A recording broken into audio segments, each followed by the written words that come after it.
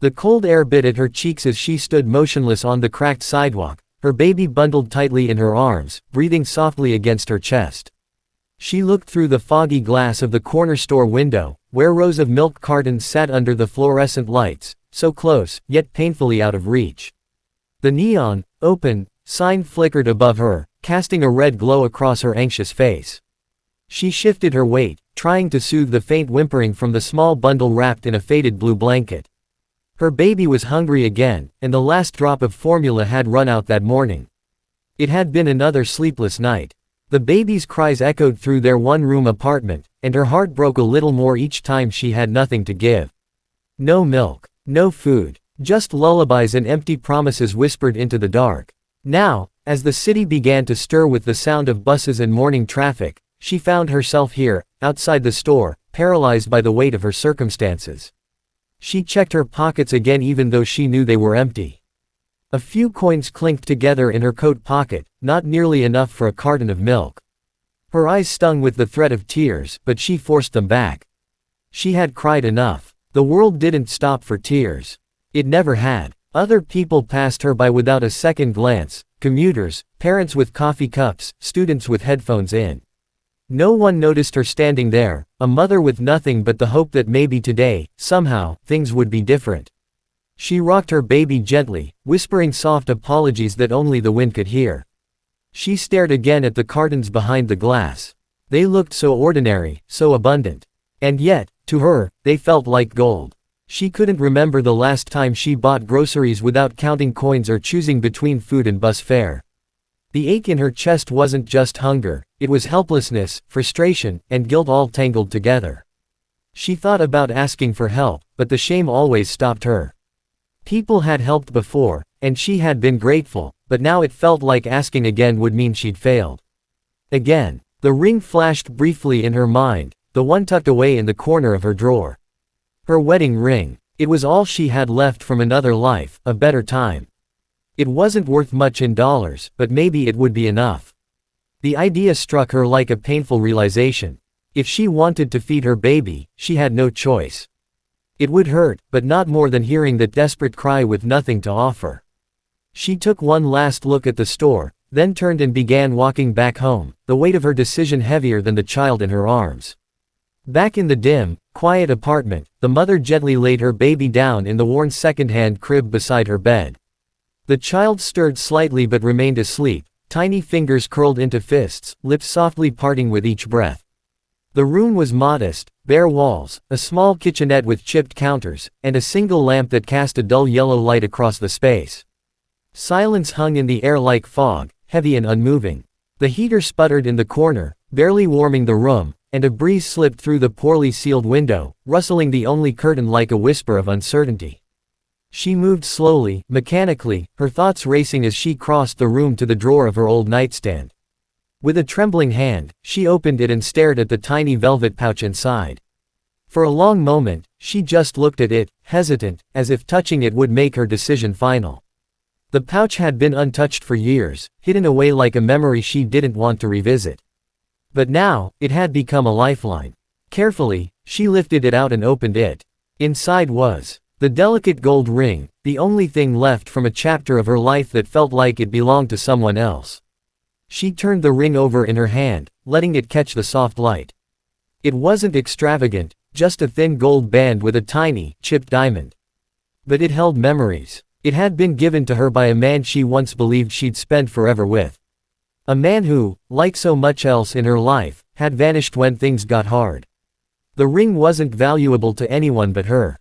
It had symbolized promises, dreams, and a future that had quietly unraveled with every passing year. Her eyes filled with tears, and she sat down on the edge of the bed, the ring nestled in her palm like a question she didn't know how to answer. Could she really part with it? Was she ready to let go of the last physical reminder of who she used to be? Then, her baby stirred again, letting out a soft, hungry whimper. That sound pierced her hesitation. Wiping her face with the sleeve of her sweater, she took a deep breath and slid the ring into her pocket. She didn't have the luxury of sentimentality. Her child was hungry. That mattered more than memories or mementos. The decision felt like a small death, but it was one she accepted with quiet resolve. She bundled up her baby again, wrapped them both tightly against the cold, and stepped outside into the crisp air. The walk to the jewelry store felt long, each step weighted by emotion and fear. She wasn't just selling a ring, she was offering a piece of herself in exchange for survival. Her heart pounded as she approached the street where the small shop sat, tucked between a bakery and a dry cleaner. Its gold-lettered sign glinted in the morning light, Marvin's Jewelry. Standing outside the door, she paused for a moment, gripping the ring in her coat pocket. Her hands were shaking, but her jaw tightened with resolve. She wasn't doing this for herself. She was doing it for the tiny life in her arms. For a warm bottle of milk. For one more night without hunger. With that, she opened the door and stepped into the quiet, unfamiliar world of polished counters and glass cases, holding on to hope and nothing else. The bell above the door gave a soft chime as she stepped into the jewelry shop, a modest little place with wooden floors and glass display cases that reflected the early morning light. The warmth inside was a welcome contrast to the cold air she had just escaped. She paused just inside the doorway, holding her baby close, her eyes adjusting to the soft golden glow of the space. It smelled faintly of aged leather and metal polish, comforting in an odd, unfamiliar way. Her breath was shallow, her heart racing with nerves as she took a few tentative steps toward the long glass counter at the front. Behind the counter stood an older man, probably in his late 60s, with thinning gray hair and glasses perched low on his nose. He was hunched over a tray of rings, inspecting one through a small magnifying lens. He didn't look up immediately, and she used those few seconds to gather her thoughts.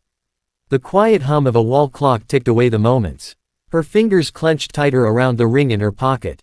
When he finally noticed her, he set down the lens and looked up, offering a polite, reserved nod. "Good morning," he said in a deep, even voice, wiping his hands on a soft cloth. His gaze shifted briefly to the baby nestled in her arms before returning to her tired, pale face. He must have seen 100 customers a week, but there was something different in the way he looked at her, not judgmental, but curious. Cautious. She stepped closer to the counter, carefully reaching into her coat pocket and pulling out the tiny velvet pouch. Her hands were trembling as she placed it gently on the glass. She didn't say anything at first. She just stared at it, unable to find the words, her throat tight with emotion. Finally, she spoke, her voice barely above a whisper. I need to sell this," she said, avoiding his eyes. "Just for some milk. My baby, he hasn't eaten since yesterday." The jeweler didn't speak right away. He looked at her, studying the tired lines on her face, the dark circles under her eyes, the way her hands trembled not just from the cold but from a deeper kind of fatigue. Then he opened the pouch slowly and drew out the ring, holding it delicately between his fingers. He examined it carefully, turning it under the light, noting the worn band, the chipped diamond, the signs of long years and hard times. "This isn't worth very much," he said softly, more like a statement than a judgment. But then he looked at her again, his eyes lingering. "Are you sure you want to part with it?" She nodded, pressing her lips together to hold back tears. "It's all I have left, but I don't have a choice." "He's hungry." The jeweler placed the ring gently on a velvet pad atop the counter and stood silently for a moment. Something about her, maybe the desperation in her voice, maybe the quiet dignity with which she stood there, trying not to cry, touched something deep within him. He looked down at the ring again, then back at the baby, who stirred softly, his tiny face nestled against his mother's chest. Then the jeweler did something unexpected. He didn't reach for the cash drawer or weigh the ring. Instead, he folded the ring back into the pouch and gently slid it across the counter toward her. She looked at it, confused, then back up at him. "Keep it," he said, his voice steady. "And wait here." Before she could protest, he turned and disappeared into the back room, leaving her stunned, standing in the middle of the store with tears forming in her eyes. Not from sadness this time, but from something she hadn't felt in a long time, the faint stirrings of hope. She stood there, frozen in place, staring at the small velvet pouch resting on the counter, the same pouch she had been ready to part with moments ago. Her fingers hovered over it, unsure whether to pick it up again or leave it there. The jeweler's words rang in her ears, "Keep it. And wait here." She couldn't make sense of it. People didn't do things like that, at least, not for her. Not lately. Life had taught her that kindness was rare and often came with a price. And yet, This man, a stranger, had seen something in her eyes that made him pause, something that pulled at a string buried deep in his own heart. Her baby stirred in her arms, letting out a soft sound that brought her attention back to the present. She gently rocked him, keeping her eyes fixed on the doorway the jeweler had disappeared through. The room was still. The only sound came from the old clock ticking steadily behind the counter. A few minutes passed, though it felt longer. Doubt began to creep in. What was happening? Had he gone to get a manager? Was he calling someone? Would he change his mind and come back to take the ring after all? She looked down at the velvet pouch and slowly closed her hand around it. It felt warm, like the moment wasn't over yet, like there was still more to this encounter than she understood. Just as she was about to turn and leave, feeling too ashamed to take more than she'd asked for, the jeweler returned. He held a plain white envelope in one hand and a small plastic bag in the other. Without saying a word, he placed the envelope gently on the counter, then opened the bag to reveal a carton of milk and a few essentials, a small container of baby formula, some wipes, and a bottle. She stared at the items, confused and overwhelmed, her eyes blinking rapidly to hold back the tears threatening to fall. "I've seen people come in here with diamonds and gold chains," the jeweler said, his voice quiet, almost reflective. "But very few of them carried anything worth as much as what you brought in today. Love, sacrifice, a mother's will to do whatever it takes." She couldn't speak. Her mouth opened slightly, but no words came. The lump in her throat made it impossible. He nudged the envelope forward. "There's enough in there to get you and your baby through the next few days. Not just milk. A little food, some help. It's not much, but it's something." Her lip quivered as she reached out with trembling hands and accepted the envelope. The paper felt heavier than it should, like it carried more than just money. It carried compassion, dignity, and a reminder that she wasn't invisible. That someone had seen her, really seen her. "I can't take this," she said softly, tears now streaming down her cheeks. "I didn't come for charity. I just needed." He raised a hand gently to stop her. "You came in with a heart full of love. That's not charity. That's strength. Don't be ashamed of needing help. We all do, sometimes. And years ago, someone did something like this for me. Now it's my turn." She looked at him, this older man with kind eyes and a quiet presence, and saw something familiar in him. Not pity, but understanding. Maybe he had once been that hungry child. Maybe he had once watched his own mother sell something precious just to survive. As she tucked the envelope into her coat and cradled the baby closer, something inside her shifted. The weight on her shoulders felt a little lighter. For the first time in a long time, she didn't feel completely alone. The world hadn't changed in an instant, but in this small, glowing shop, a part of her story had. She stood in stunned silence, the weight of the envelope in her coat pocket grounding her like an anchor in the emotional storm brewing inside. The warmth of the shop surrounded her, but the real warmth, the one that softened her from the inside, came from the unexpected gesture she had just received. Her baby shifted in her arms again, letting out a tiny cry, more from fatigue than hunger now. She gently bounced him, whispering soothing sounds into his ear as she struggled to absorb what had just happened. Across the counter, the jeweler watched her with a softness in his eyes. He didn't say anything more, giving her space to collect herself. But his silence spoke volumes. It was patient, respectful, and kind, the kind of silence that doesn't demand gratitude or explanation. It was just there, holding the moment steady, allowing her to breathe for the first time in what felt like days. She finally met his gaze, her cheeks wet with quiet tears. "Thank you," she whispered, the words catching in her throat. I don't know how to repay you." He offered a gentle shake of his head, a slow smile appearing beneath his silver mustache. "You don't need to. One day, when you can, you'll help someone else. That's how these things work." Her fingers tightened slightly around the edge of the counter, as if anchoring herself in that truth. Maybe kindness wasn't dead. Maybe it wasn't as rare as life had made her believe. Maybe, just maybe, the world still had people who cared without conditions. She tucked the formula and small grocery bag into her tote, carefully balancing it with one hand while supporting her baby with the other. It wasn't much in the eyes of the world, just a few essentials. But to her, it was everything. Milk meant sleep for the baby, peace of mind for her. It meant one less night of desperation. One more day of surviving. Of trying. The door chimed softly again as she turned to leave, and this time it felt different, like she wasn't walking out into the cold alone anymore. She stepped onto the sidewalk, and though the air was still brisk, her chest felt warmer than it had in weeks. The weight of survival hadn't vanished, but now it shared space with something lighter, hope. She looked down at her baby, who was now peacefully asleep against her chest. His small face was calm, no longer scrunched in discomfort. She kissed his forehead and closed her eyes for a moment, allowing herself to feel the gratitude deeply. Not just for the food. Not just for the envelope. But for the dignity the jeweler had preserved. He hadn't made her feel like a burden. He hadn't made her beg. He had recognized her pain and honored her struggle. As she walked back home, every step felt less heavy. She didn't know what tomorrow would bring, and the future still scared her. But today had shown her that kindness could exist in the most unexpected places. In a small shop with golden lettering and dusty display cases. In a man with quiet eyes and hands that gave without asking. And tucked safely back in her pocket, next to the envelope, was the ring. Her ring. The one she didn't have to let go of. A piece of her past she could carry into her future, not as a symbol of loss anymore, but as a reminder that love, even in the hardest moments, could still return in ways she never imagined.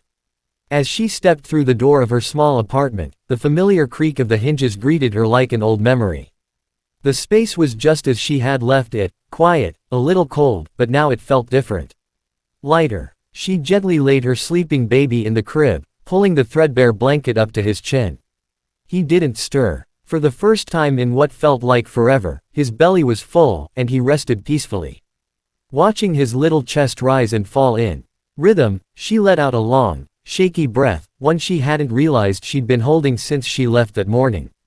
She sat down at the edge of the bed, hands still trembling slightly, the grocery bag at her feet. One by one, she unpacked the contents, the baby formula, a bottle, a small pack of diapers, even a modest container of oatmeal. Simple things, but each item felt like a treasure. Essentials she hadn't been sure she could afford just that morning. Her fingers brushed over them reverently, as if afraid they might disappear if she blinked. Then she reached into her coat pocket and pulled out the white envelope the jeweler had given her. She hadn't opened it yet. Part of her had been afraid. Afraid to see the contents and feel guilt or shame for accepting something she hadn't earned in the way she was used to. But now, in the quiet calm of her home, with her baby safe and sleeping, she slowly broke the seal. Inside was a modest stack of bills. Not a fortune, not a miracle, but more than enough to carry her through the week, maybe even two. Enough to buy food, diapers, maybe even something fresh for herself, something she hadn't allowed in months. But what struck her most wasn't the money. It was the folded piece of paper tucked behind it. She unfolded it carefully, her brow furrowing as she read the handwritten message inside.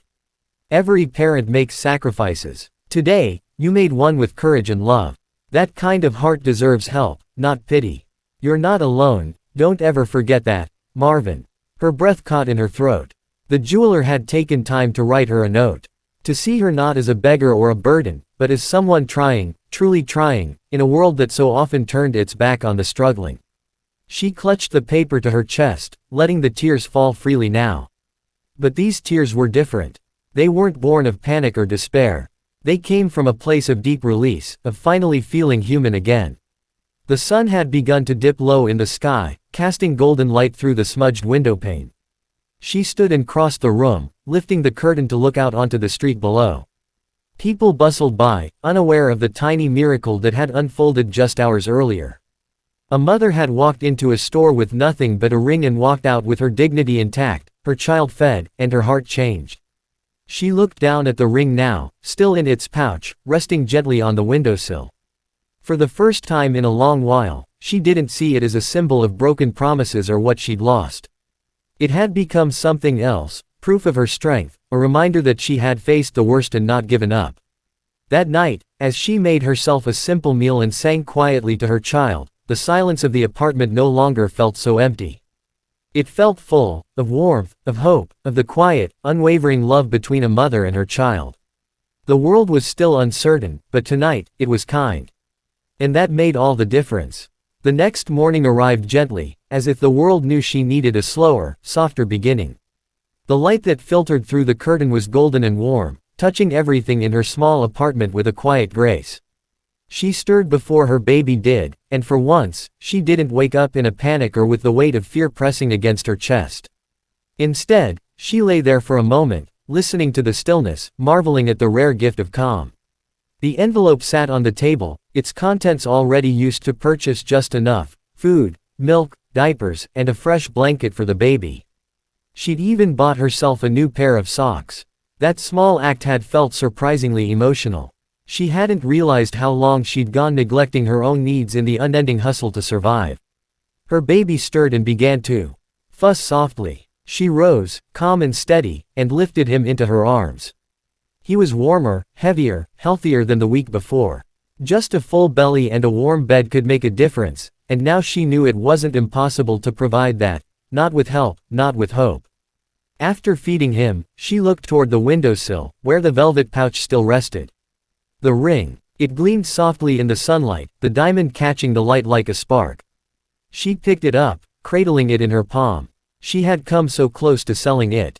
It had been a symbol of hardship, of a past that had slipped through her fingers, of promises made and broken.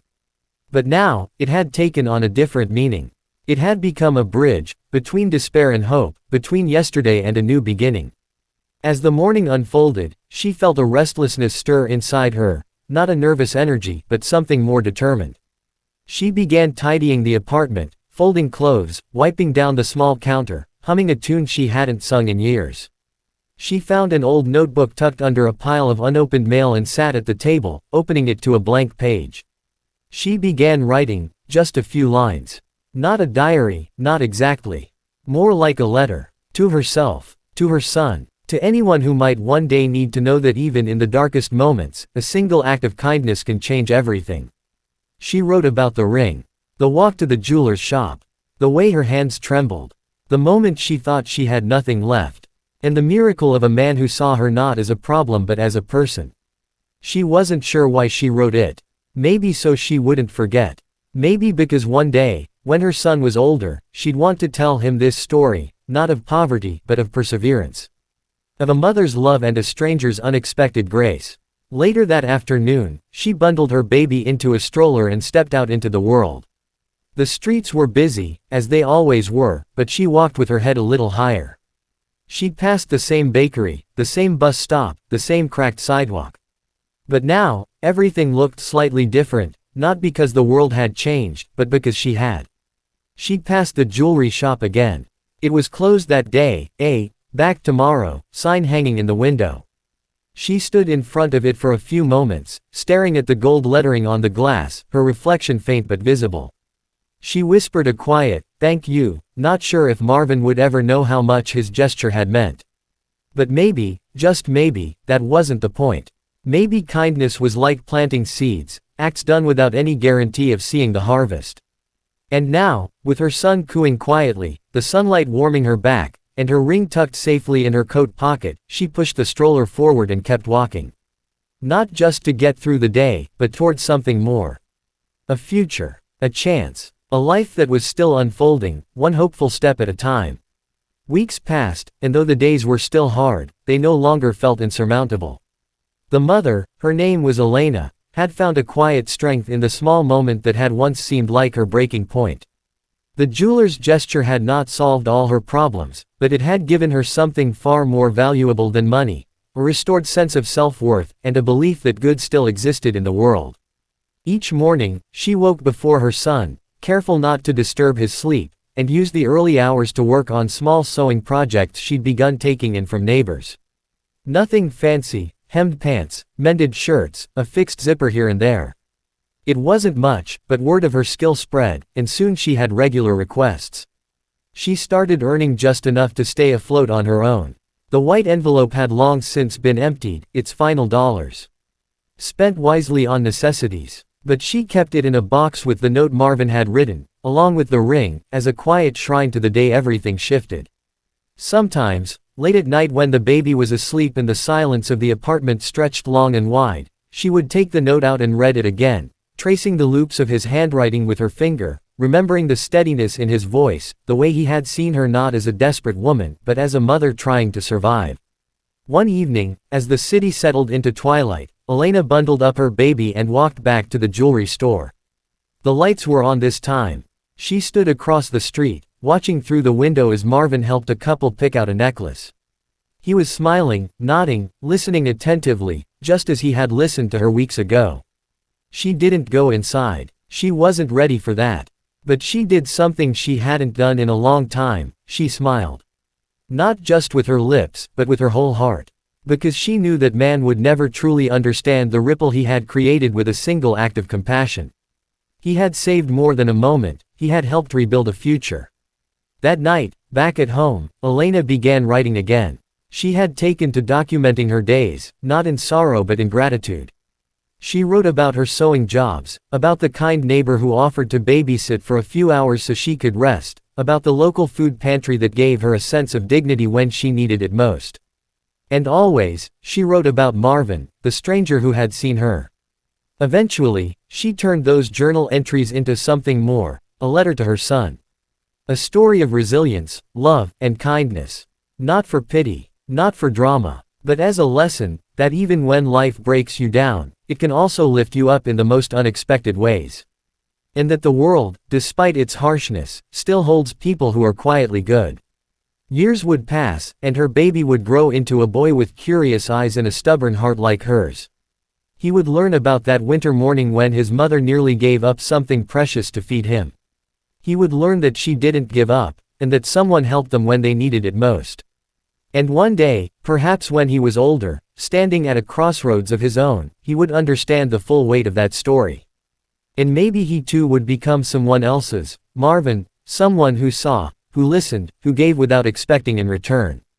Because kindness, Elena knew now, never truly ends. It passes on, quietly and endlessly, from one soul to another, like a torch that keeps the world from going dark.